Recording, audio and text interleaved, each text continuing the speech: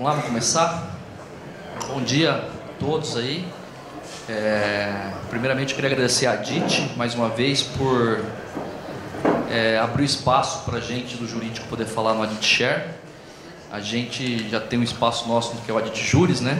Então a gente queria agradecer mais uma vez esse espaço que é concedido a nós para podermos falar um pouco sobre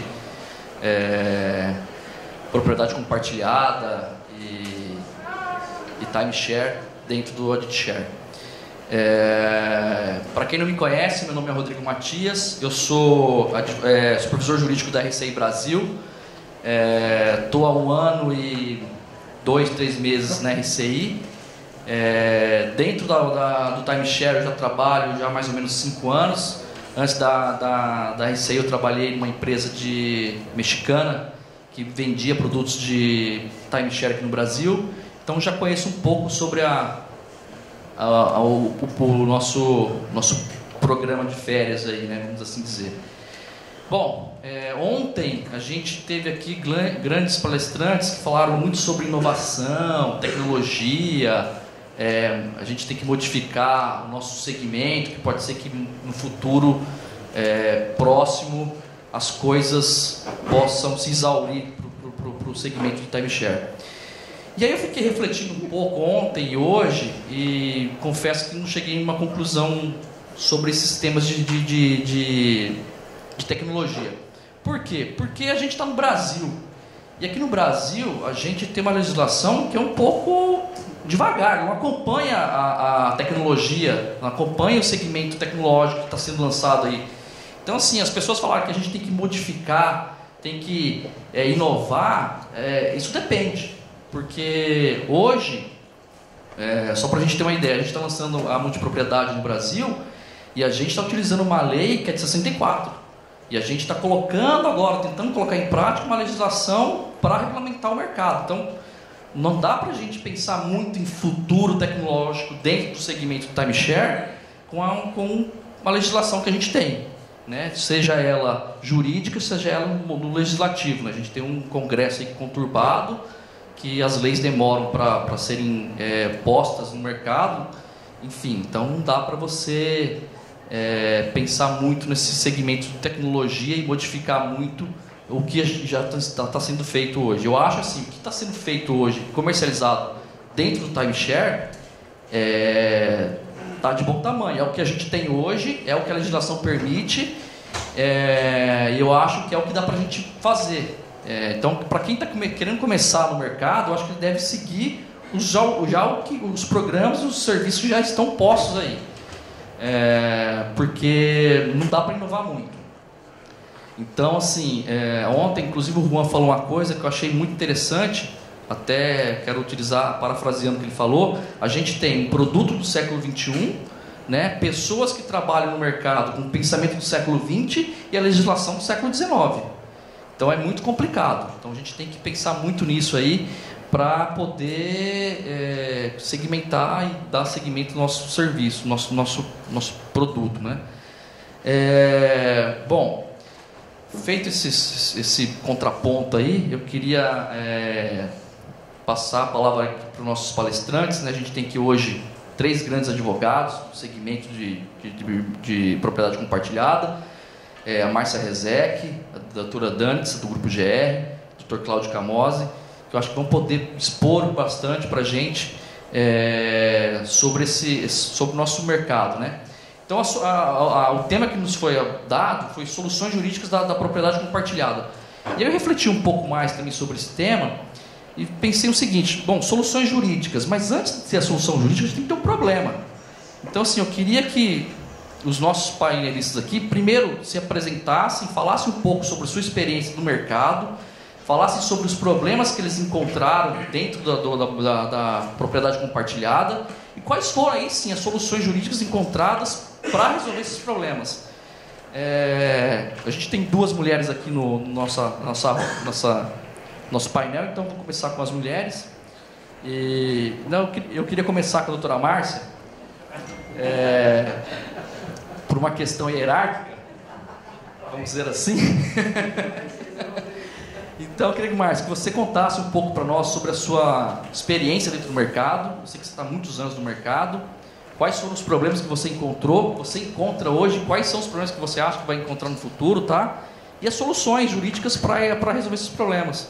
Então, eu queria que você colocasse para nós aí o seu... Tá, palavra. Bom dia a todos. Queria agradecer a Dite, agradecer ao Rodrigo, pela oportunidade de estar aqui mais uma vez com vocês.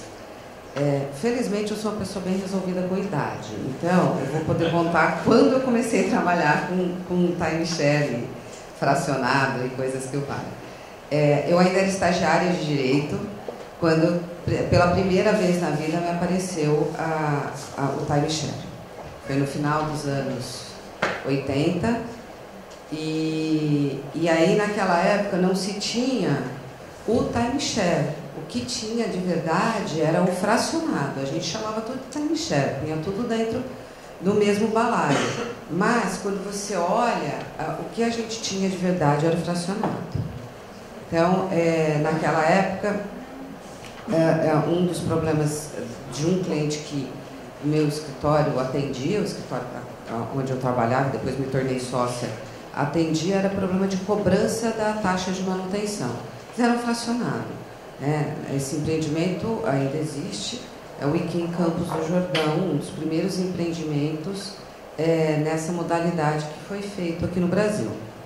Pois aí, final dos anos 80, a gente fez um trabalho para um empresário que a gente ia fazer um timeshare de barco.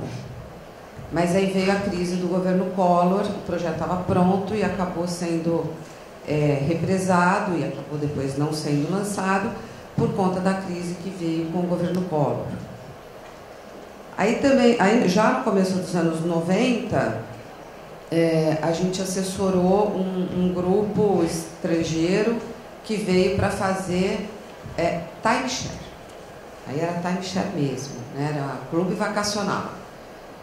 Aí também começou e aquela coisa da crise, esse grupo manejou muito mal o produto e a venda, a gente estava entrando, nessa época estava começando, foi quando foi aprovado o Código de Defesa do Consumidor e aquele projeto também abortou.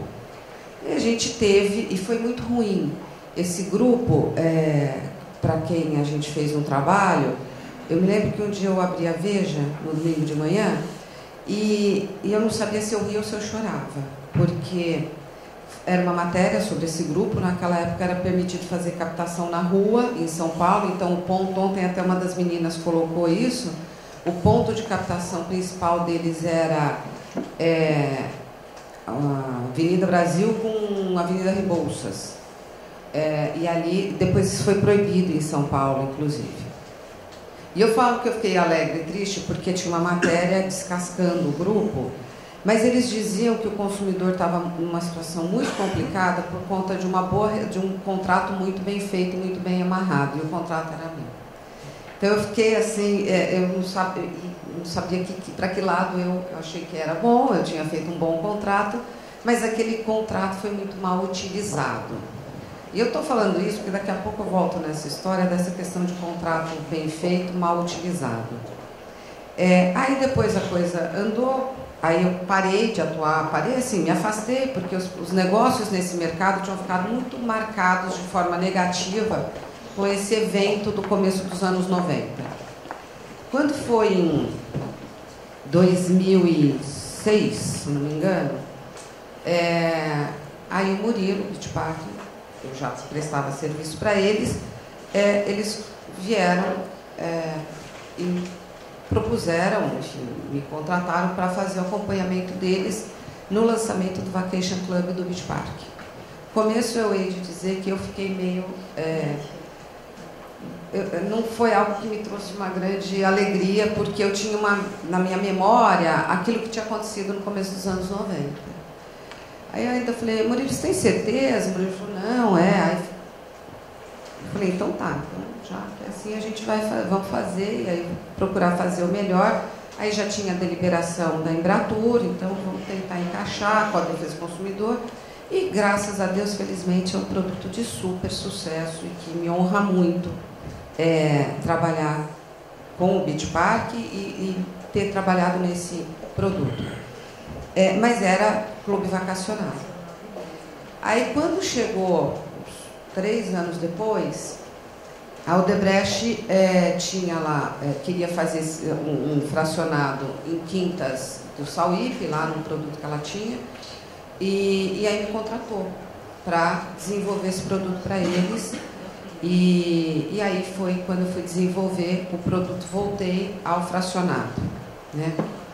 E aí também tive a felicidade de ter podido trabalhar num produto que foi de bastante sucesso, e trabalhando numa modalidade que até então não era vista, não era conhecida aqui no Brasil, que era um fracionado estruturado em concessão real de uso, né? E que foi a primeira vez, foi o primeiro produto dentro dessa estrutura. O que me alegrou muito. E aí, nessa sequência da vida, nesse timeline, eu tinha acabado de defender a minha dissertação de mestrado e estava abrindo a minha dissertação de doutorado, a minha tese de doutorado. Eu tinha feito dissertação de mestrado em condomínio edilício e a convivência, né, chama Condomínio Edilício a Arte da Convivência, e eu ia fazer o doutorado também na mesma linha. Até que fui para a ARDA. Foi a primeira vez que eu fui na ARDA e enlouqueci. E não é que a mosquinha azul me picou, um enxame de mosca me picou, e aí eu voltei para o Brasil, parei, já tinha um trabalho bem avançado no doutorado, parei, falei para o meu orientador, esquece tudo que eu fiz, que agora eu vou fazer outra tese. Ele falou, você é louca, você tem um prazo super curto, eu dou conta, né? E aí comecei a escrever a tese de doutorado em multipropriedade. E fui buscar um pouco da questão do direito ao lazer. Infelizmente, assim, fiquei muito honrada, foi aprovada a minha tese, e foi a primeira vez que alguém tratou o direito ao lazer não como um direito ao trabalho, um direito decorrente do trabalho, tal qual consta da Constituição. Foi a primeira vez que o trabalho tratou do direito ao lazer como o direito ao ócio, o direito de você poder usufruir do seu ócio. Então foi muito bacana. E aí outros projetos foram aparecendo e eu segui a vida trabalhando, dentre outras coisas, no mundo do timeshare e do fracionado. E aí participei mais recentemente lá no Secov, junto com o Camós, inclusive, do projeto de lei da multipropriedade, que está lá. Ontem o Caio deu uma notícia, enfim, eu espero que saia o ano que vem mesmo e que não dure tal qual o projeto do condomínio de lotes, 15 anos, 16 anos no Congresso. Espero que ele saia rápido.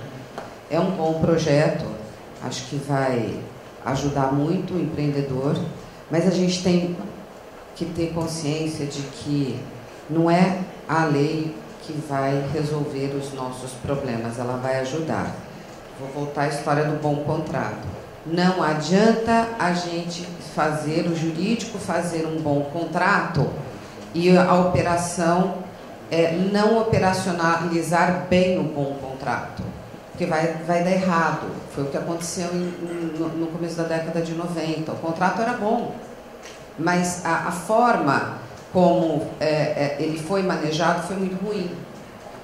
Então essa é uma das coisas que eu acho que eu gostaria de chamar a atenção do empresário, do empreendedor para isso. Do comercializador, meu escritório tem um braço que faz contencioso desse mercado. E aí a gente vê o que vem de reclamação, porque aí eu acompanho de reclamação. E aí a gente vê onde que estão os principais problemas que judicializam esse assunto. A gente também tem que ter muita clareza que vacation club é uma coisa, fracionado é outra. Tudo é timeshare, tudo é tempo compartilhado, tudo é compartilhamento. Só que uma coisa é uma coisa, outra coisa é outra coisa, e a gente tem que ter muito claro e ser chato nessa divisão, porque se a gente não for chato na divisão, vai ter gente que está falando de timeshare quando ela quer falar de fracionado e vice-versa. a tendência, na verdade, é puxar o fracionado para dentro do Vacation Club. E aí são duas coisas diferentes. O Vacation Club, por exemplo, desde a Lei Geral do Turismo, desde a deliberação em Bratur, ele tem um regramento. Tímido, a deliberação é muito melhor do que o que aconteceu na Lei Geral do Turismo e no regulamento. Eu entendo que a deliberação é válida, ela não foi revogada pela Lei Geral do Turismo, mas é tímido, você vê que é tudo muito tímido. O fracionado não tem uma legislação específica para ele. Aí, 3x4, você escuta assim, nossa, mas então vocês estão trabalhando à margem? A gente não está trabalhando à margem. Existem institutos jurídicos que nos permitem fazer um fracionado.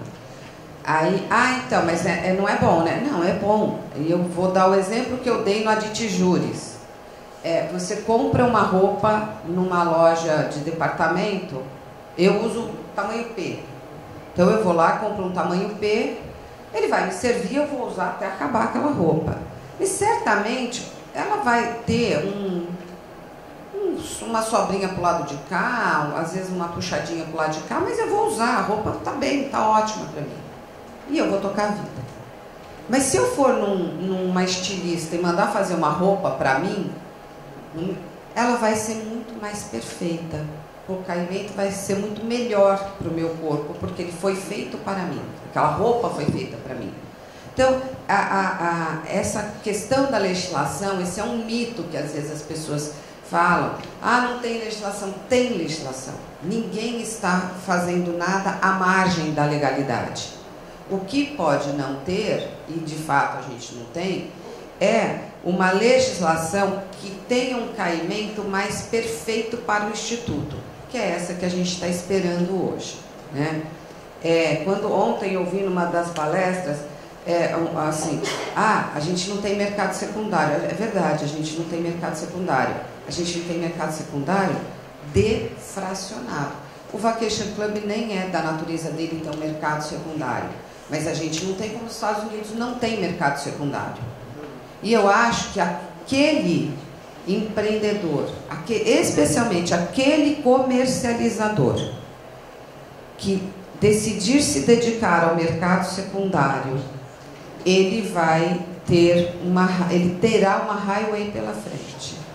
Então ele vai ter, mas mercado secundário, a venda do mercado secundário não é igual à venda do mercado primário. O mercado primário, ele pode se retrair, ele pode parar, ele pode colapsar em algum momento, mas o secundário ele sempre vai existir, porque sempre vai ter gente querendo vender. E eu acho que vai caber aí ao empresário e especialmente ao comercializador encontrar um caminho de fazer a venda do mercado secundário, fazer isso girar. Hoje a gente não tem. Mas hoje a gente tem 1 milhão de empreendimentos entrando em funcionamento, outros em construção, como foi apresentado ontem, e a gente vai ter que fazer essa máquina rodar. Porque à medida que essa máquina gira do mercado secundário, ela gira riqueza, ela faz crescer o número de empregos, né? Então, eu acho que esse é um desafio para o mercado hoje, né? E, claro, para ter mercado secundário, o produto tem que estar bom. Então, a gente tem que pensar em administração profissionalizada. Não dá para pensar num empreendimento como esse, com tantas relações jurídicas orbitando, com um síndico que não seja profissional, com uma administração de uma administradora que não seja uma administradora profissional, uma empresa profissionalizada. Não dá, porque isso vai fazer água. O produto vai começar a se deteriorar. E à medida que ele se deteriora, aí de verdade não vai ter mercado secundário, porque ninguém vai querer comprar podreira. As pessoas querem comprar produtos que as encante, da mesma forma que quando ela comprou, o antecessor comprou um produto que foi de encantamento. A questão da tecnologia, a palestra das meninas do Viajando com a RCI, né? Sei isso. A que estava sentada aqui, que eu não vou lembrar o nome, sou péssima para nome, uma do cabelo curtinho. Adriana. ela falou uma coisa com muita propriedade, que foi a questão do atendimento do pós-vendas, né? E aí, quando você olha a turma da tecnologia falando, tecnologia, então, se a gente seguir na toada da tecnologia, a gente vai ter aquela criatura virtual da net. Tem coisa mais irritante que você liga para a net e aí tem uma voz, um computador falando com você, tentando ser próximo teu, mas ele não é próximo. Tem coisa mais ridícula do que quando ele vai te transferir. Você fala assim, dou o CPF, e aí aparece aquele barulhinho como se alguém estivesse teclando, digitando.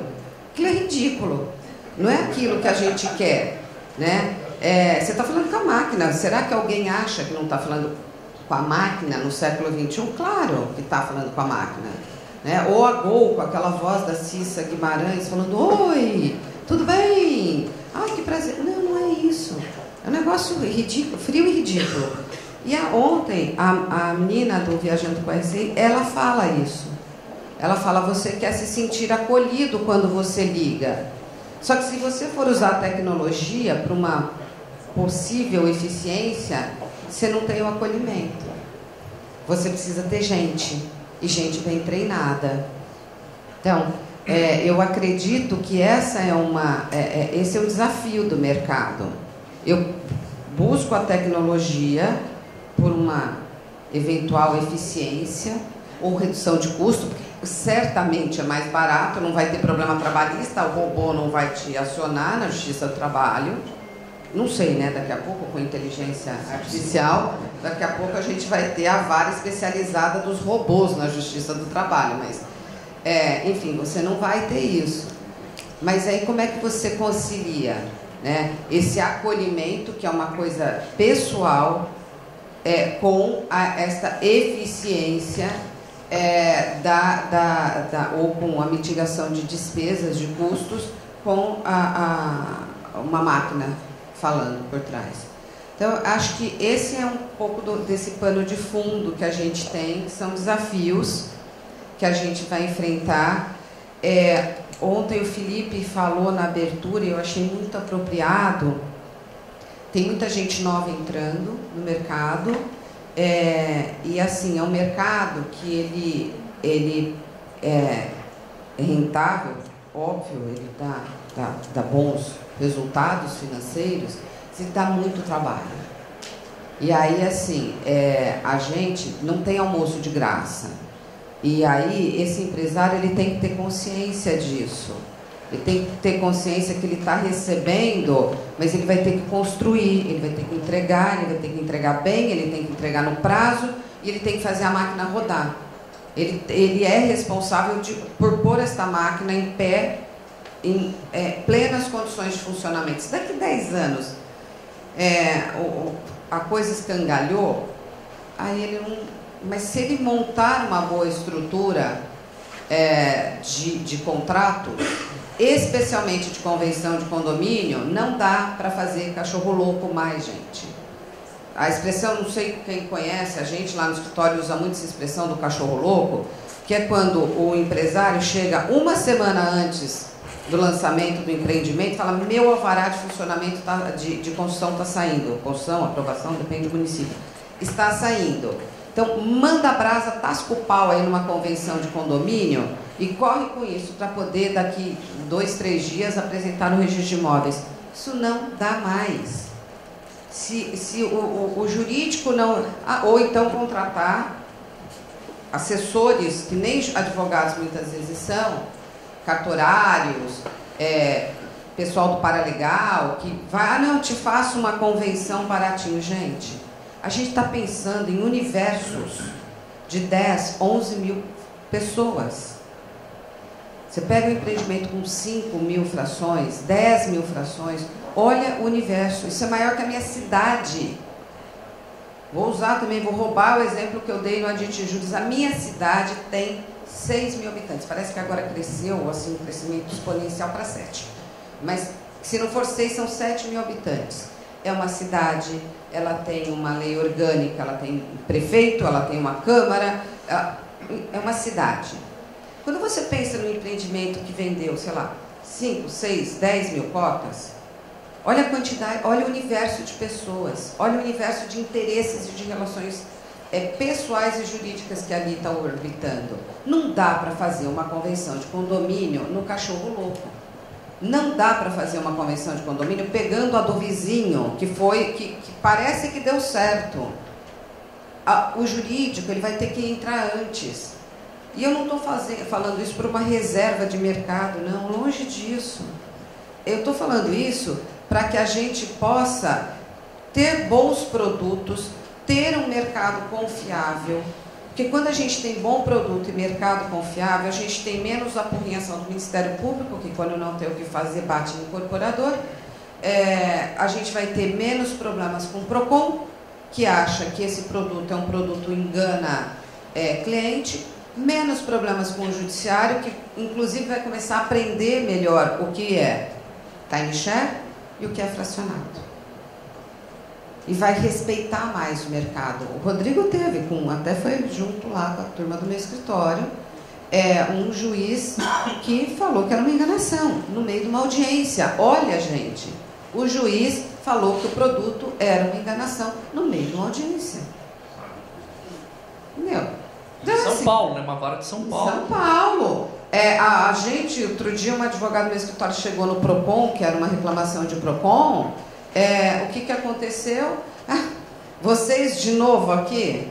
Não, como se a gente fosse freguês, né? Ela devia perguntar isso para a NET, para banco, para telefonia, para plano de saúde, exatamente, né? Então, assim, essa enganação que vocês vendem. Graças a Deus que essas coisas, de repente, não acontecem comigo, porque eu sou meio bocadura, eu dou uma resposta na lata, assim, mas a gente precisa fazer com que esse mercado seja mais conhecido e mais respeitado. Cabe a gente. E aí uma informação do histórico que a gente levanta quando a gente vê as ações, a gente procura levantar quais são as maiores reclamações para avisar os clientes, assim, olha, vê se mudou alguma coisa na tua comercialização, porque está aparecendo muitas ações, estão aparecendo muitas ações com esse tipo de pedido, né? Então aí a gente dá uma levantada para chamar a atenção do cliente, dá uma olhada. E assim, 90% pelo menos das ações são problemas que ocorrem na mesa na hora do fechamento.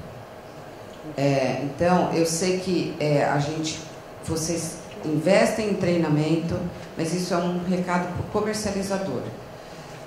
Se o comercializador não começar a mudar um pouco, alinhar melhor o perfil do speech de vendas, ele corre o risco de matar a galinha. Porque ao judicializar, ok, não é ele, não sai do bolso dele a judicialização, mas sai do bolso de quem contratou. E aí esse empreendedor pode, uma hora, cansar de ação judicial. Esse é um mercado que dá muita ação judicial, e é uma ação judicial que para o empreendedor é puro custo, porque a maioria das ações elas ocorrem em juizado especial civil, onde o cliente não tem despesa, ele entra de graça. Normalmente, quando ele vai contratar advogado, que é na faixa de 21 a 40 salários mínimos, ele contrata esse cara no risco. E o empreendedor vai para a ação, ele é obrigado a comparecer com o advogado em qualquer rincão desse país, qualquer rincão, porque o foro de eleição, você pode eleger qual você quiser, vai prevalecer o do consumidor, e aí isso é custo puro.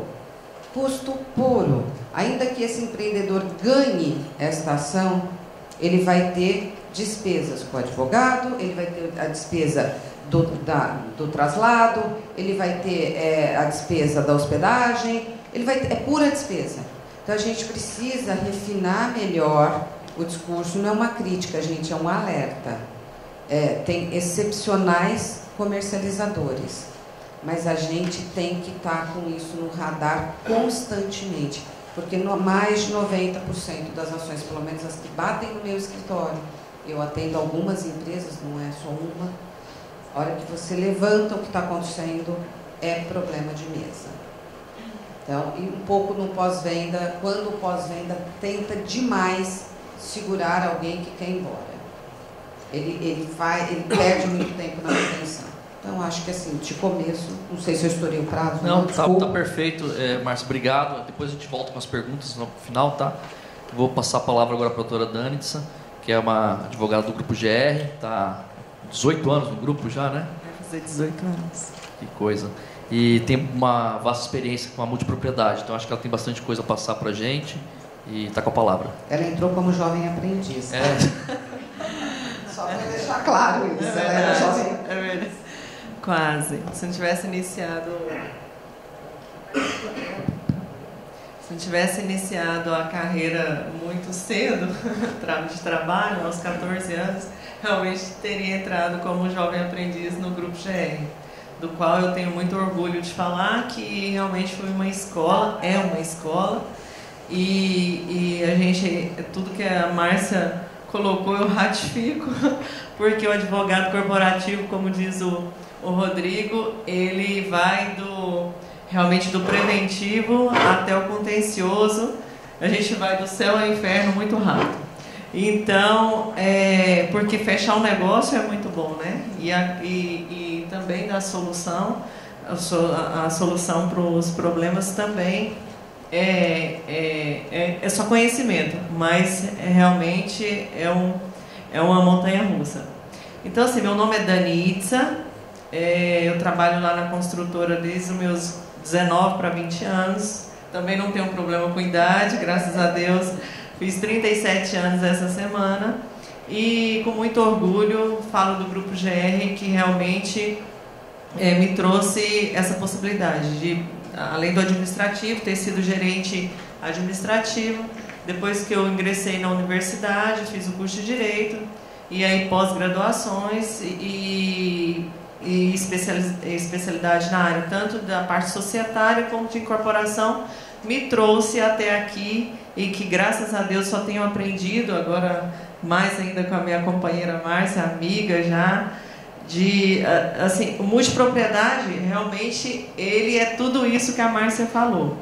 E o que eu tenho para trazer para vocês aqui, um bate-papo dessa manhã, é que os problemas que ela nos traz e algumas soluções, porque igual eu estava conversando com o Rodrigo hoje pela manhã também, problemas são inúmeros e soluções também são inúmeras. Algumas a gente já encontrou, outras ainda não, né, Márcia? Estamos na luta e na busca dessas soluções para que possamos realmente compartilhar com vocês o conhecimento, trazendo mais segurança do produto, que eu acho que é isso que vocês esperam. Nós do Grupo GR tem lutado muito e no dia a dia em busca desse conhecimento, dessa expertise, para poder sedimentar, para poder realmente concretizar esse negócio no mercado mais seguro, de uma forma mais segura, com que possamos falar assim, não, esse produto dá certo, esse produto deu certo, esse produto nasceu conosco e realmente traz benefícios ao empreendedor sério, ao empreendedor que quer realmente passar o que o jurídico também quer entender. Então vamos lá, eu trouxe uns pontos aqui para vocês terem noção. Igual a Márcia colocou, os contratos imobiliários, hoje, a incorporação, os contratos, eles já estão formatados com algumas leis que existem no mercado, com algumas leis que já traz base para uma incorporação sedimentada, para uma incorporação sólida, para uma incorporação segura. O que não traz ainda é realmente para a propriedade compartilhada. Então, assim, o incorporador, hoje, ele tem como base a 4591, a 6766, eu trouxe algumas legislações aí para vocês entenderem, inclusive o projeto de lei que está aí para ser aprovado na Câmara, já foi aprovado no Senado. Então, assim, e ainda existe um código de boas práticas no setor. Existe ainda um código de boas práticas, porque o que diferencia realmente o produto, através das empresas que mexem com isso, é a forma com que o incorporador encara esse produto. Porque a forma com que ele encara o produto é a forma com que o judiciário vai encarar. Então, assim, o incorporador que não leva a sério desde a sua concepção e põe isso no mercado, esse risco, o risco do judiciário visualizar isso da mesma forma como um risco para o mercado, do jeito que ele nasceu, ele vai morrer lá no judiciário. Então, nós já temos várias dificuldades desde a sua incorporação. Vai ali para o cartório, o cartorário, eu não conheço esse produto. Doutora Dani, eu vou incorporar isso aqui, vou registrar isso aqui como simplesmente o Código Civil. Eu não conheço multipropriedade, não tem legislação. A nossa corregedoria ainda não aprovou. Eu não vou registrar isso no livro 2. Eu vou registrar isso no livro auxiliar. Então, assim, nós temos que, como a Márcia falou, não nos aventurar na convenção de condomínio. Não nos aventurar na incorporação. Porque a incorporação, ela é a base desse produto.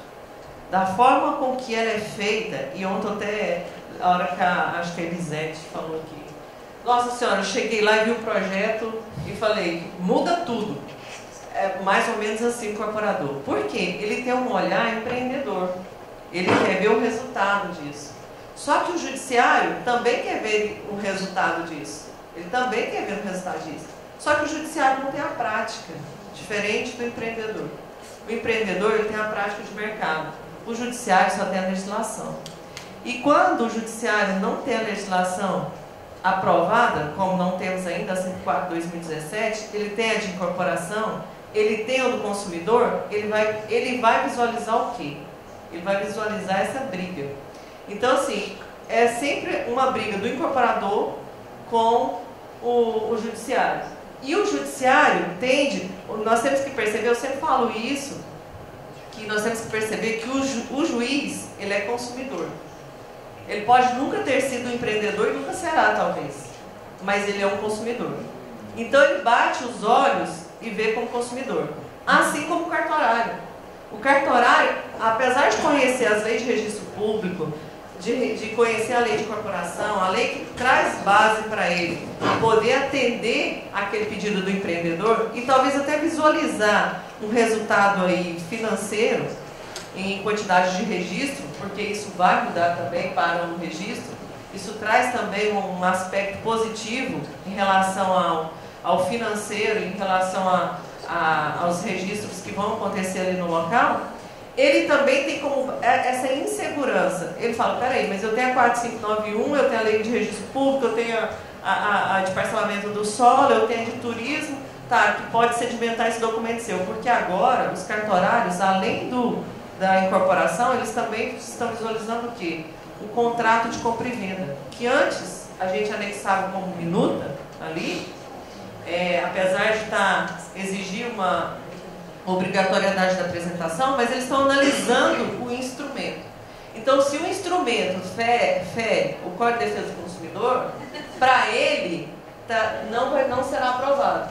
Então, já tive cartorários opinando nos nossos instrumentos de compra e venda, nas promessas de compra e venda, e eles realmente, igual eu falei para vocês, eles se incorporam como consumidor.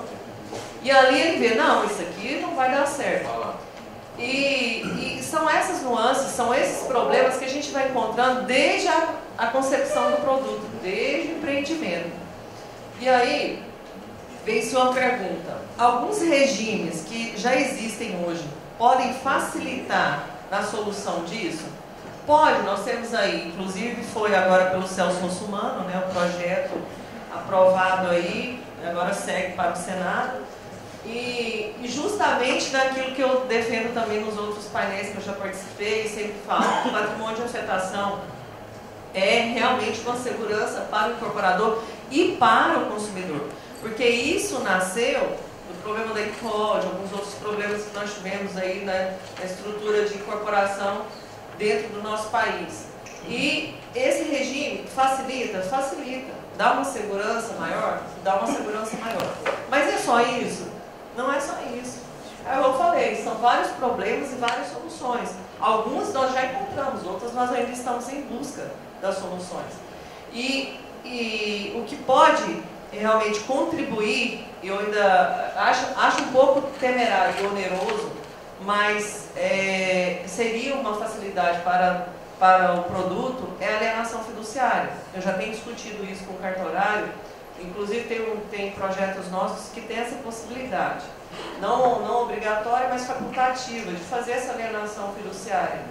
Tem cartorários, igual como de Caldas Novas, do Leandro, que defende, o Leandro Félix defende essa tese também, porque amanhã tem até o Amanhã Nosso, que praticamente já chegou, como foi dito nos painéis, vai ter registros e escrituras via online.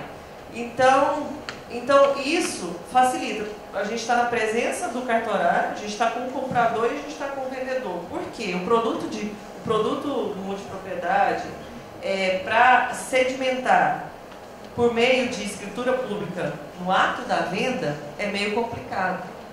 Porque o empreendedor, o pessoal do departamento de venda, comercialização, eles falam para mim, doutora Dani, como que eu vou conseguir fazer isso, um registro de escritura, no ato da venda, sendo que eu pego o cara com a sunga.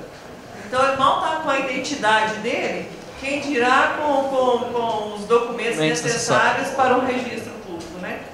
Então, são coisas que talvez vai chegar para nós como soluções, para dar segurança na compra e na venda, mas que ainda não está sendo utilizado. Então, assim, são parâmetros de soluções de problemas que nós estamos tendo hoje e que pode vir a somar.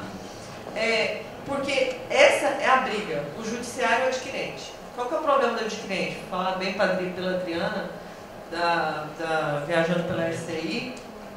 Esse é o adquirente, o susto dele. Eu comprei o multipropriedade, pelo amor de Deus, e agora o que eu faço? O que eu vou fazer com isso?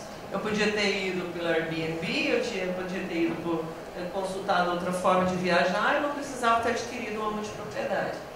E a tese da multipropriedade, na nossa concepção, é justamente a segurança de se ter uma propriedade, a gente não pode nem falar investimento, mas é investimento no lazer, a gente fala. Então, de ter aquele bem para si e a possibilidade de estar viajando, de estar fazendo algumas coisas mais segura para si, para sua família.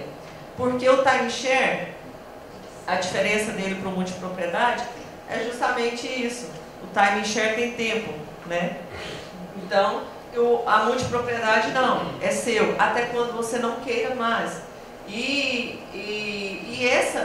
o judiciário fica, é um direito de consumo? É um direito de uso? É um direito de uso? O STJ, se você pegar em decisões dele, em súmulas já classificada pelo tribunal, ele põe multipropriedade entre parênteses timeshare. Então, nas decisões dele, ele põe multipropriedade entre parênteses timeshare. Mas é aquilo que a gente falou no painel lá do aditivo. Júris, né? O judiciário não conhece o produto. Não sabe o que está sendo falado. E aí o papel nosso é meio que catequizar, né? Explicar e trazer esse público para a gente, para nós, para dentro do nosso setor, porque eles não sabem o que está sendo tratado. Isso. E é isso que a gente tem buscado. Nós do jurídico, é isso que a gente tem buscado. A gente sempre fala nos painéis, fala entre nós colegas, né? Que é essa busca incessante de tentar mostrar para o judiciário a diferença do produto, a segurança do produto e o adquirente, ele não está vulnerável a isso. Eu conversei com a membro do Ministério Público, a doutora Valéria, lá de Olímpia, e falei para ela, falei assim, doutora, o adquirente ele não foi forçado, assim como tem campanhas da CVC, assim como tem campanhas de outros produtos, assim como tem essa publicidade do que você tem para ofertar, do que o empreendedor tem para ofertar, do que o empresário tem para ofertar, tem uma multipropriedade. Você conhece o produto? Ela falou, não. Então faça-nos uma visita na nossa sala de vendas e você vai visualizar que você não será forçado a fazer isso. Agora, é uma venda de impacto? Sem sombra de dúvida. É uma venda de lazer. Né? Ninguém vai vender viagem, lazer, de forma escondida, te mostrando um contrato com laudas e falar assina. Vai te mostrar o que você tem. Só para lembrar, manda uma mulher comprar um sapato se a venda não é de impacto. Justamente. Que o cara pode estar um horror pegando e o cara fala, tá lindo no teu pé, vai, olha, você vai ficar um luxo. E aí você compra, é de impacto também. Você compra aquela... Engraçado que eu falei para ela, eu demoro 2 horas para fazer uma compra, dependendo do produto. Então, se ela ficou lá 1 hora, 2 horas, é o produto que nós estamos vendendo, ofertando. Então, isso não quer dizer que tem insegurança jurídica nisso, né? E nem tem fragilidade na venda. É uma venda de emoções, sem sombra de dúvida. Nós temos que defender isso. É uma venda de emoções, é de lazer, é de impacto. Mas, nem por isso, não traz segurança jurídica para o adquirente. Então, o judiciário parece dizer, estou de olho no empreendedor. E o empreendedor fica refém disso. Por que ele fica refém? Porque parece que está fazendo coisa errada. Quando eu dei um treinamento numa das salas de venda, as meninas falaram, doutora, agora eles vão ver como é que eu vou falar com o cliente. Porque o judiciário parece dizer, o empreendedor está fazendo algo errado. Ele está vendendo de forma errada. Ele embebedou o adquirente. Ele deu cerveja para o adquirente. Mas peraí, gente, eu fiquei tão deslumbrada o mês passado, nós na audiência, o juiz virou e falou assim para o adquirente. Eu falei isso no painel que eu celebrei também ali, nós tivemos um congresso de direito imobiliário lá em Caldas Novas, e eu falei, o Marcelo Terra até usou depois um paradigma, mas foi muito interessante, que o juiz virou e falou assim, lá de Olímpia, o adquirente, você pode parar de falar, porque eu conheço esses produtos, eu sou adquirente de um produto e fui muito bem atendido. E sou muito feliz com o produto, o senhor está errado. Não tem nada disso. Se eu quer cancelar, o senhor cancela. Mas isso não quer dizer que o produto é ruim. Isso que o senhor está falando aí não condiz, não. Eu estive lá. Isso é positivo para nós. Porque é esse comportamento que nós queremos. E para que diminua as rescisões do contrato de compra e venda, que esse é o maior gargalo do empreendedor, é a rescisão do contrato de compra e venda. Isso aqui é o impacto para ele nas vendas, nas comissões, na motivação do seu consultor imobiliário, no financeiro, no custo da obra, porque o empreendedor que desenvolveu o produto, ele tem que entregar uma obra. Ele tem um compromisso com o adquirente, ele tem que entregar a obra. E é isso que o judiciário não vê. Por isso eu falo no regime de afetação. E que bom que o muçulmano aderiu essa tese. Porque essa tese é de dizer, esse custo, essa receita, ela tem que ser direcionada para a conclusão da obra. Então, é isso que nós temos que defender.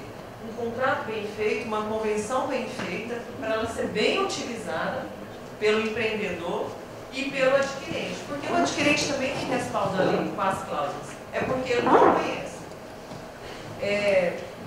Eu trouxe aqui uma pesquisa para vocês da ADEM, do Rio de Janeiro, inclusive foi apresentada no congresso que eu também estive, do STJ, e o STJ tem aberto os olhos, né, para isso, porque é o 2º congresso, teve um ano passado, o outro esse ano, vale a pena participar. Sobre direito imobiliário? Sobre direito imobiliário. É o 2º já, com a presença de membros do Ministério Público, que realmente estão envolvidos no processo de incorporação. O que isso tem impactado as decisões de contrato para o mercado imobiliário. Lá eles falam no todo, não direcionado ao compartilhamento, à multipropriedade. Mas eles tentam diferenciar o empreendimento de lazer e o empreendimento realmente que o adquirente vai usufruir como moradia própria, primeira moradia. Isso tem diferença para o mercado? Tem muita diferença. O investidor de multipropriedade que compra para lazer 10 frações, 13 frações, ou uma fração que seja, para poder utilizar como destino o seu lazer, como objeto do seu lazer, não pode ser devolvido o valor para ele da mesma forma com o adquirente da unidade que vai utilizar como moradia própria. Porque ele está ali investindo no lazer. Então, tem um impacto, essa incorporação tem um impacto. E essa rescisão também tem um impacto? Tem um impacto. Então, essa pesquisa mostrou que 28% já reduziu, de 35% das rescisões já reduziu para 28% em 2017. Tem melhorado o mercado? Tem, porque estava subindo a questão das rescisões contratuais. E isso melhorou? Melhorou. E os outros 70%? Acredito ter feito um mau investimento, porque 30% das rescisões contratuais são motivadas pela incapacidade de pagamento. E isso é factível? É factível. O nosso mercado brasileiro, o nosso país, não está numa situação financeiramente saudável. Então, os outros 70%, 70% acreditam ser um mau investimento. Isso tem como empreendedor reverter? Tem como empreendedor reverter. Se ele tiver como parâmetro o que o judiciário hoje está visualizando.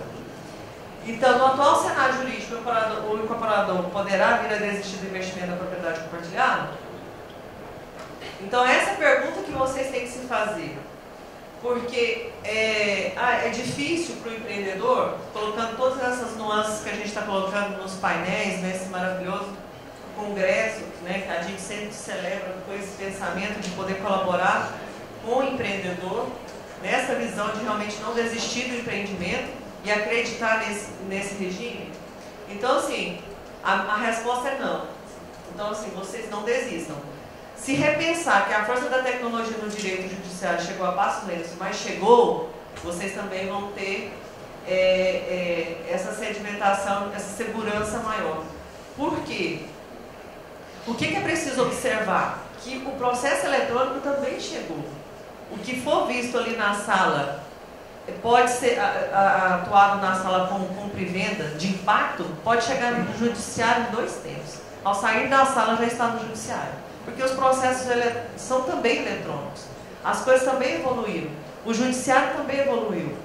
E vocês vão ter uma resposta mais rápida. E para o empreendedor, talvez essa resposta negativa rápida pode impactar financeiramente para ele a ponto de realmente não entregar a obra. Porque se o cancelamento subir, vocês realmente não vão conseguir entregar o produto da forma com que hoje o judiciário está encarando.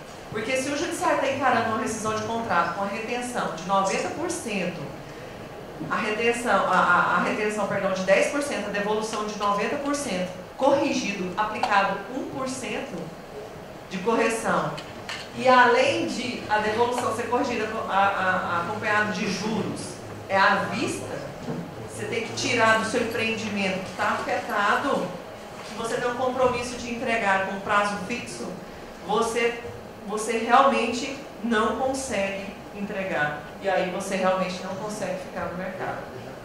E qual o papel do incorporador?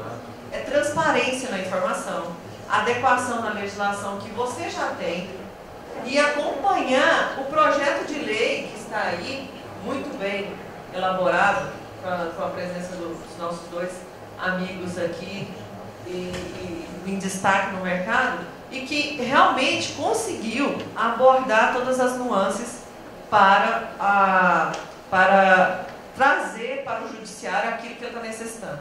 Então, assim, tem que elaborar contratos melhores e, além de elaborar eles, utilizá-los adequadamente, porque não adianta ter um contrato muito bem elaborado, como que eu acredito que os nossos produtos hoje, que as empresas que estão no mercado têm contratos bem elaborados, só que talvez não estão sendo bem utilizados.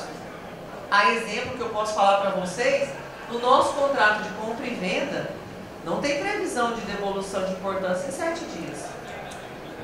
E, às vezes, na venda, o comercial fala, mas isso é muito importante, devolver, atender esse requisito. Porque o consumidor, peraí, mas não é consumidor, é adquirente. Se vocês realmente não começar a defender o produto de vocês, da base até o judiciário, chegando no judiciário a gente não consegue, mesmo com um contrato muito bem elaborado. Porque a prática que está sendo feita em sala, ou que está sendo feita pelo incorporador, ou que está sendo feita pela comercializadora, é de um produto de consumo. Então, isso eu estou falando da parte do multipropriedade. Então, Se você encara com consumo, certamente o judiciário também vai encarar com consumo. Eu trouxe para vocês aqui, por exemplo, uma conclusão do despacho aqui do juiz da terceira vara civil, que diz o seguinte, doutor Humberto Rocha. Esse contrato não é de adesão, ele é por adesão. Então, se o contrato de adesão, nós podemos falar um contrato de companhia de energia, contrato de companhia aí de fornecimento de gás, ele é um contrato de adesão. Você não tem escolha, você não tem discussão, você não tem solução para ele. Agora, o contrato por adesão, não. Você pode aderir ou não o contrato. E isso a gente tem conseguido no judiciário. Aos pouquinhos a gente tem conseguido decisões favoráveis. Essa é uma delas.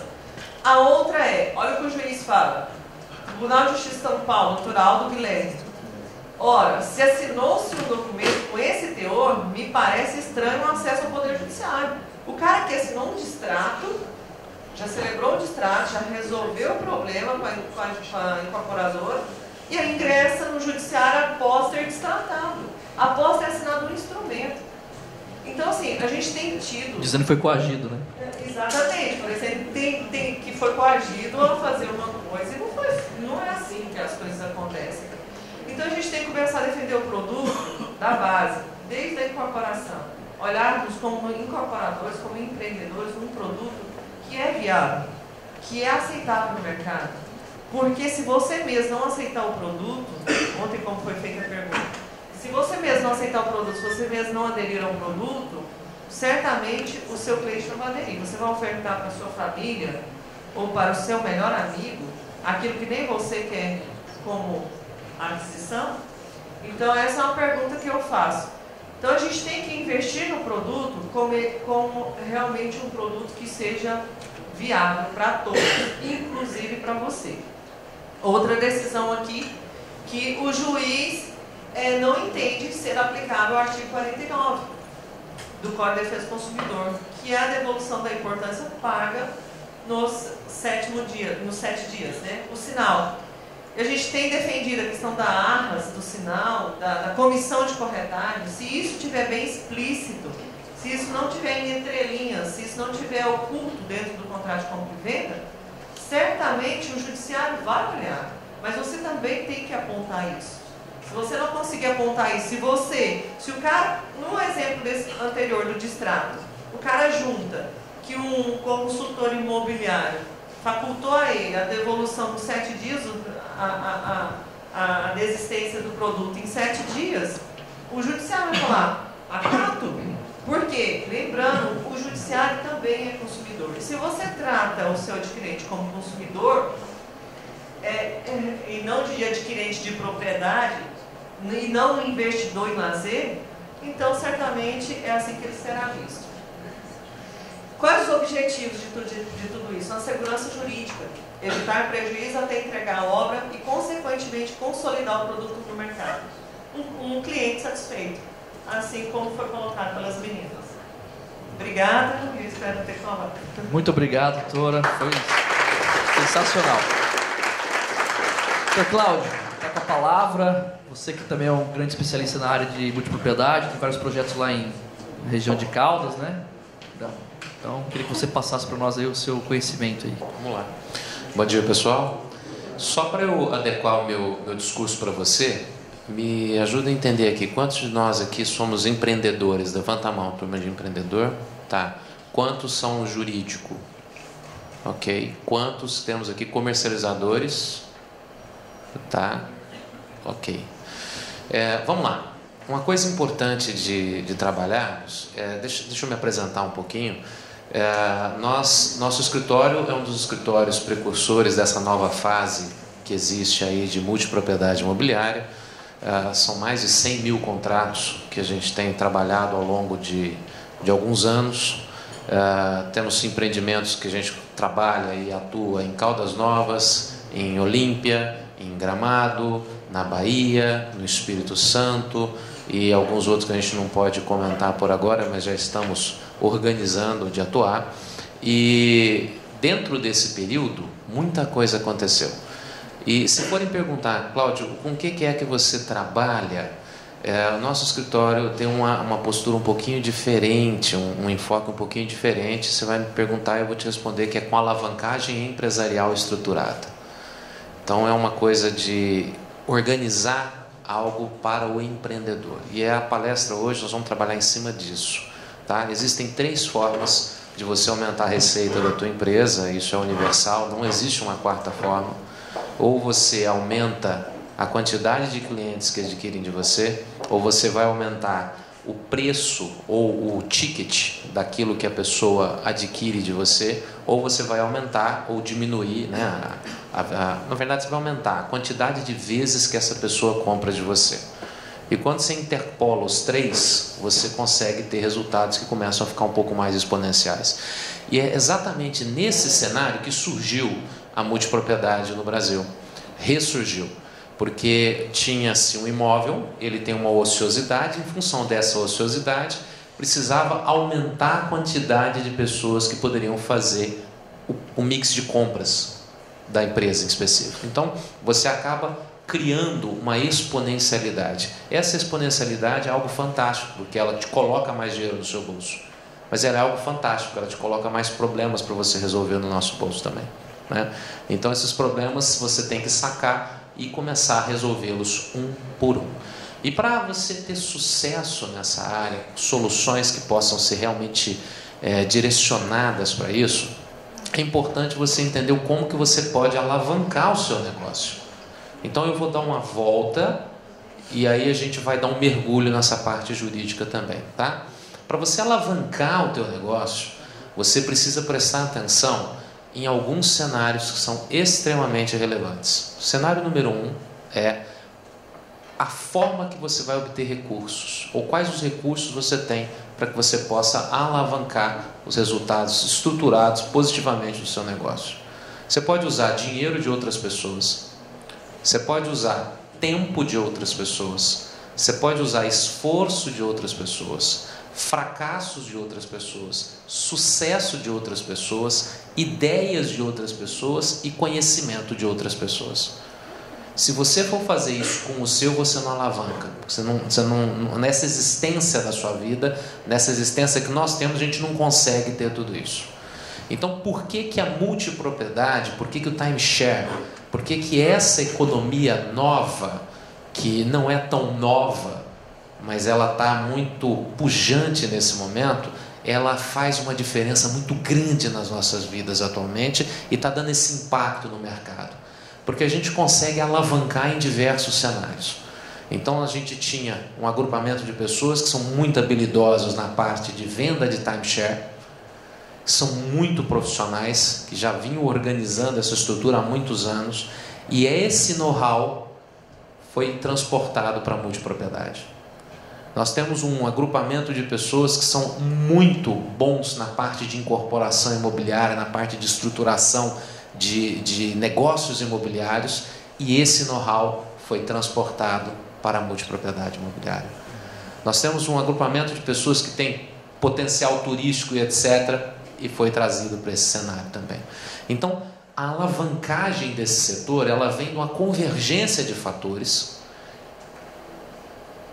que encontraram a hora certa e o terreno fértil para fruir. Então, é algo que vale muito a pena prestar atenção. Só que tem uma outra coisa. Quando a gente vai olhar um ambiente de empresa, e nós, os jurídicos, precisamos estar atentos para isso também, não adianta o jurídico pensar como jurídico.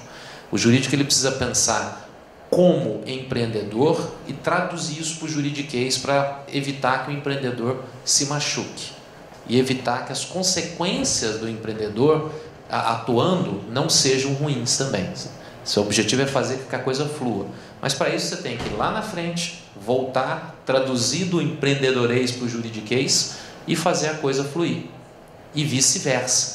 Então, uma das coisas que vai acontecer e que é importante a gente ter noção nesse cenário é que o empreendedor nem sempre presta atenção que existem 4 formas de dinheiro que estão circulando na empresa dele. E se ele descurar, se ele parar de prestar atenção em qualquer uma dessas 4 formas, ele vai ter um prejuízo substancial. Então, a primeira forma de dinheiro circulando dentro da empresa do empreendedor é o faturamento. quantas vendas eu estou fazendo, quantas vendas reais nós estamos fazendo, vendas menos os distratos ocorridos no período de retratação, se é que cada um de nós trabalhamos com isso. Esse é o faturamento líquido, tá? E é uma medida extremamente importante, extremamente fundamental para a gente prestar atenção. Quem vai trabalhar muito com isso vai ser a comercializadora, ela vai olhar isso para você, ela vai pensar em regime de venda, em capacidade de venda, vai poder estimar qual vai ser o teu faturamento. Só que o faturamento é só uma vertente da moeda que a gente precisa prestar atenção quando você está fazendo uma alavancagem estruturada. Você precisa também prestar atenção no lucro da sua empresa. Parece uma coisa muito óbvia. A grande questão é que o lucro nem sempre é o enfoque do empreendedor. Então, às vezes a gente fala em números de VGVs maravilhosos, mas não se está prestando atenção nas consequências, ou se isso é lucro ou se é só faturamento. Então é importante prestar atenção nisso. E o lucro não acontece fora da tua empresa, o lucro acontece dentro da tua empresa.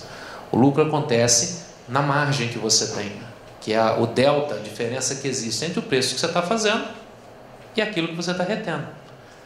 Então, o tempo inteiro a gente precisa estar prestando atenção nisso também. Eu estou citando essas premissas, algumas são óbvias para vocês, mas é para a gente costurar no jurídico aqui, tá? Outra forma extremamente importante de prestar atenção no dinheiro dentro da empresa é você olhar para o teu fluxo de caixa. Então, como é que está funcionando o meu fluxo de caixa? Ele está virado? E é importante você entender que num projeto de multipropriedade, o teu fluxo de caixa, ele entra virado. Num projeto de timeshare, ele entra virado. O que é isso? Ele entra com uma parte descoberta muito grande. E isso precisa estar no teu enfoque. Porque o que significa? Custo financeiro. Você vai ter que trabalhar com dinheiro de outras pessoas. Ou você vai ter que ter uma reserva importante. O outro elemento que precisa ter noção é o equity. O que é que você está fazendo efetivamente de capital para dentro da tua empresa. E esse capital, nós temos um estoque de unidades paradas. Estoque é o maior custo que uma empresa pode ter. E a gente entender que desovar esse estoque é o que é fundamental, é que vai fazer toda a diferença. Então agora, tecidas essas considerações, vamos começar a olhar as soluções jurídicas, os problemas jurídicos e as oportunidades que a gente pode ter também dentro desse mercado. Quando você vai montar, eu vou falar mais de multipropriedade imobiliária. Quando você vai montar um projeto de multipropriedade imobiliária, assim como acontece no timeshare, porém na multipropriedade imobiliária o negócio é um pouco mais intenso em termos de finanças, porque no timeshare você já tem um prédio. Na multipropriedade, de regra, você tem um greenfield. E aí você tem o custo de levantar esse mecanismo que tem lá. A gente faz um trabalho, e é importante que você faça esse trabalho, prestando atenção em qual vai ser o teu orçamento. Só que mais importante que isso, é que você precisa ter uma equipe multidisciplinar trabalhando contigo nesse momento. Por quê? Porque não adianta você prestar atenção só nos seus custos de incorporação. Não adianta você ter apenas uma incorporadora como sua parceira. Você tem que parar para prestar atenção que além dos custos de incorporação, você vai ter custos de montagem de sala de venda e todos os custos de uma estrutura de timeshare que estão juntos. Então você tem um custo que acaba sendo muito maior do que aquele que é inicialmente previsto. Isso tem impacto muito grande, porque se você não tiver o capital e o recurso para poder fazer isso, você vai ter que tomar emprestado. Então você tomando esse dinheiro emprestado, o teu custo financeiro precisa estar na sua planilha também. Parece óbvio, parece ululante, mas não é o que acontece na prática. Não é o que acontece na prática. Na prática a pessoa olha um VGV, acha um número lindo e colorido, e parte para morder igual a gente vê um tucunaré atrás de uma isca na lagoa. Tá? Então é algo que precisa ser prestado atenção. Qual que é a solução para você poder trabalhar nessa fase do projeto? É legal você ter consultorias, como por exemplo o Caio trabalha muito com esse tipo de consultoria, que se organize, que ajude você a ter uma estrutura bacana para saber o que é que efetivamente vai te custar, o que você vai faturar, qual vai ser o lucro que você está esperando e assim por diante. É importante você ter também uma empresa que pratique a gestão desse projeto para você. É um projeto multidisciplinar quando você vai mexer com multipropriedade. A gente está falando só para ele começar a sair do papel. Tá? Você vai precisar de tudo que precisa de uma incorporadora, tudo que é necessário para uma comercializadora, um time de marketing bacana para estruturar, um time jurídico que conheça aquilo e consultorias que possam falar para você o seguinte: olha, qual que é a expectativa de retorno que você pode ter desse terreno aqui? Muitas vezes alguns empresários nos procuram achando que a multipropriedade é a solução para os problemas dele.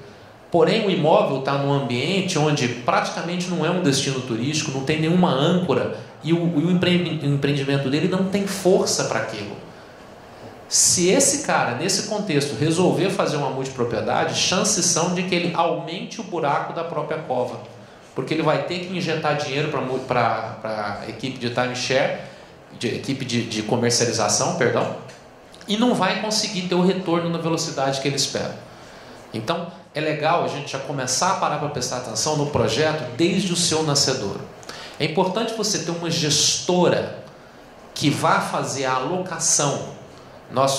Eu particularmente acho que é um dos papéis mais importantes que existe num projeto de multipropriedade, é essa gestora. E nós não estamos falando de uma gestora de comercialização, não, estamos falando de uma gestora de empreendimento. Nós costumamos trabalhar com a ABL, e é uma empresa que ela concentra muito a união dos profissionais, a compatibilização dos projetos, a organização para fazer o ponto de saída, a organização do prazo, a contratação da construtora, a contratação dos fornecedores locais, toda a estruturação que o empreendedor, por mais que ele seja versado em incorporação imobiliária, uma coisa ou outra vai escapar, porque na multipropriedade é um pouco diferente. Aí você tem toda a sua parte cartorária, a sua parte registral, onde você vai conversar com o registrador, e é um trabalho de catequese, é um trabalho de educação. Nós precisamos educar cada uma dessas pessoas. Então, cuidado, que se você quer mexer com multipropriedade, vale muito a pena fazer, e eu recomendo isso para os nossos clientes de timeshare também. Você está entrando num destino, vá pedir bênção. Peça bênção para o Ministério Público local, peça bênção para o judiciário local, peça bênção para o PROCON local. O que é pedir bênção? Vá lá, mostre a sua cara, diga o que é o projeto, eduque ele, demonstre o que essa indústria faz, qual que é a estrutura, como é que ela funciona, explique o tipo de problemas que ele pode vir a escutar, mostre as suas boas práticas, porque isso faz uma diferença e você entra naquele território não como um estranho que está ali para usufruir das benesses que tem, largar uma bomba e ir embora, lograr consumidores e ir embora. Você entra nesse ambiente como sendo uma pessoa que está ali para somar, para multiplicar o jogo. Isso faz uma grande diferença. Uma grande diferença. O Ministério Público, quando ele não entende, nós estamos falando aqui de dois Ministérios Públicos, tá? O Ministério Público do Consumidor, que é um que você precisa preocupar, e o Ministério Público Ambiental. O ambiental, ele só teve um caso que ele surgiu póstumo na atualidade, é que ele começou a prestar atenção no impacto de vizinhança, que deveria ter sido feito antes, foi feito antes, mas ele começou a prestar atenção nesse impacto de vizinhança póstumo. E aí ele pensou na quantidade de clientes que iam participar daquele empreendimento e o problema que isso ia gerar. Só que ele não levou em conta que esse quantitativo de clientes não vem de uma vez só. Então, se você não educa o Ministério Público, ele cria pelo em ovo. E o Ministério Público cria pelo em ovo, tá? Então é legal você ter essa noção, participar desse bate-papo com eles e marcar a tua presença. Fundamental. Outra coisa importantíssima na sua largada, quando você está buscando sair, preste atenção nas associações que existem na cidade. Por mais que você seja um empreendedor que conhece muito bem a estrutura da cidade, converse com as associações, porque é muito comum atitudes similares ao que a gente chama de NIMBY, Not in my backyard. Aqui na minha redondeza não, eu não quero esse tipo de coisa. É legal você conversar. Eu venho da cidade que é maravilhosa. A gente, além de música sertaneja lá em Goiânia, a gente exporta Encol, Avestruz Master, tivemos boi gordo, a gente teve um monte de coisa que a gente colaborou para uma insegurança aí no país. Então, lá em Goiás, foi muito complicado, diante desses nervos à flor da pele, trabalhar com o judiciário e ensinar para o judiciário que não era mais um caso. E uma vez que tivemos um case de sucesso por lá, ou cases de sucesso, a gente começar a transportar. Foi uma luta conseguir colocar o multipropriedade em Olímpia. Demorou 4 meses para a gente conseguir convencer o registral de lá do que a gente ia fazer. E eu me lembro das celeumas, das conversas que tinham, mas foi extremamente importante o apoio interno, o apoio estrutural. Bom, agora nós já estamos na fase que o projeto já foi organizado, já está com o memorial de incorporação colocado. Aí é hora de você conversar sério com o empreendedor e falar para ele: amigo, esse prazo que você colocou aqui para você entregar esse projeto é real? Porque é algo que vai acontecer, é um problema que você tem 3 certezas na vida: o prazo vai estourar, você vai ter que pagar imposto, você vai morrer. São as 3 certezas que você tem nessa parte. Então, é legal você conversar com o cara antes. Por quê? Porque você vai ter uma chuva de problema. Lembra que o seu multiplicador, o seu N nessa multipropriedade, é que faz ele ser tão atrativo, ele é muito grande. Então, quanto mais problemas você antecipar, ou oportunidades você antecipar, melhor você fica na fita do seu negócio, vamos assim dizer. Agora, está tudo pronto, vamos fazer o lançamento. Quando você vai organizar de fazer o seu lançamento imobiliário, é importante você cuidar das situações de NIMBY. Você ter certeza de que as pessoas-chave estão ali participando. É diferente de uma incorporação imobiliária comum, regular. Se você puder que o prefeito esteja em conjunto, que o presidente da Câmara esteja lá também, que um político influente esteja lá, que alguém que gera condições de dar dor de cabeça esteja lá, isso é muito importante e muito saudável para o seu empreendimento. E aí nós vamos começar as vendas. Agora a gente tem a nossa equipe de venda começando a fazer um trabalho. Esse pessoal precisa vender. É o ganha-pão deles. Mas se você deixar solto a criatividade de um corretor, você vai descobrir o que a criatividade faz. É um negócio assim, fora do comum. Então você precisa de uma empresa, você precisa de uma estrutura, você precisa de um grupo de pessoas que possam não só fazer a venda para você, mas aferir se aqueles critérios mínimos que você estabeleceu estão sendo cumpridos. Então, uma das estratégias interessantes, solução que você pode fazer, e eu quero que vocês percebam o seguinte: tornou contencioso, tornou litigioso. Eu não estou entrando nisso agora, porque tornar contencioso, tornar litigioso é uma certeza que vai acontecer. Só que se você trabalha na prevenção, se você se organiza, você diminui a quantidade de contencioso que você tem e você se coloca numa posição de chutar a bola com mais estratégia. Então é legal você se preparar para isso acontecer. Aí você vai ter o próximo passo. A nossa equipe está começando a vender e você precisa organizar e aferir. Então é legal que você tenha um checklist dos pontos principais do seu contrato, para ter certeza de que o consumidor não vai falar que foi ludibriado, que foi logrado por lá. Esse checklist salva vidas. Isso aí ele veio de uma época que a gente trabalhava com Minha Casa Minha Dilma, e a gente utilizava essa estrutura para que o consumidor não falasse que tinha sido enganado.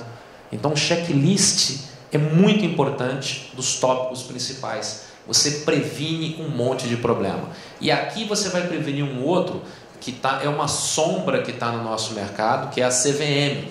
Você diminui o impacto de CVM se você começar a colocar ou deixar muito claro que você não está fazendo, não se trata de investimento, é para fins de segunda residência, etc. Você não inibe, você diminui o impacto de CVM, tá? Bom, próximo passo, já estamos fazendo a venda, e aí você tem um outro cenário que está acontecendo. Teu fluxo de caixa, tua exposição de caixa nesse momento é algo que dá vontade de você sentar e chorar. É muito grande, tá? A exposição de caixa nesse momento é fora do comum de grande. E é importante para isso que você esteja bem estruturado, que você já tenha feito previamente o material. Por quê? A gente até coloca o artigo 34 da Lei de Incorporações Imobiliárias, que você pode, durante um prazo de 6 meses, voltar à incorporação e desistir. Só que, de regra, você fazer isso numa incorporação regular já é problemática. Imagina você fazer isso numa incorporação em que você tem um fator de multiplicação N. A gente até coloca, mas prosopopeia flácida para acalentar bovinos. É um jeito de a gente falar, conversa para boi dormir. Tá? Então, é legal você entender que uma vez que você entrou, você vai. E é importante você prevenir isso. Outra coisa que é extremamente fundamental durante esse processo, fazer outra visita para o Ministério Público. Porque aquela primeira visita, ela serviu para um negócio chamado inoculação. Quando você está fazendo uma venda, pura e simplesmente, uma das coisas que a gente fala na venda, ao cabo, depois que acabou a venda, é interessante você inocular no seu adquirente que ele vai escutar de que esse negócio é furada, que ele pode escutar X, Y, Z, e você já coloca os argumentos que vão acontecer de remorso do comprador, que ele vai escutar da família. Ah, você caiu nessa, não sei o que lá. É legal, depois que o contrato foi colocado, você inocular nele que ele vai escutar isso e mostrar argumentos para que ele, na lógica, consiga convencer as pessoas de que foi um bom negócio. Isso diminui o teu impacto de cancelamentos. Isso faz a diferença para você. E essa mesma inoculação foi a que você fez no Ministério Público anteriormente. E aí você volta e relembra ele do que pode acontecer e da seriedade do seu projeto, do processo que você está fazendo. E aí você entra numa outra seara que está acontecendo. Seu contrato ele tem que estar muito bem estruturado para que ele possa receber aportes de terceiros.